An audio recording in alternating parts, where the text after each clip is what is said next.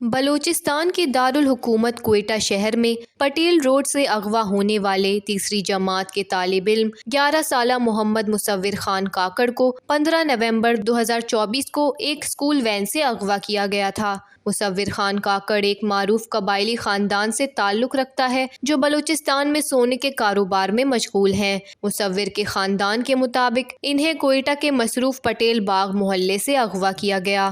لواحقین اور کاکڑ قوم کے افراد کی جانب سے کوئٹہ کی یونٹی اسکوائر میں احتجاج بھی کیا گیا تھا، جس کے بعد بلوچستان کے وزیر اعلیٰ سردار سرفراز بگٹی نے مظاہرین سے ملاقات کی، انہیں بچے کی بازیابی کے لیے ایک مشترکہ تحقیقاتی ٹیم تشکیل دینے کی یقین دہانی کرائی اور 10 دن کا وقت مانگا تھا۔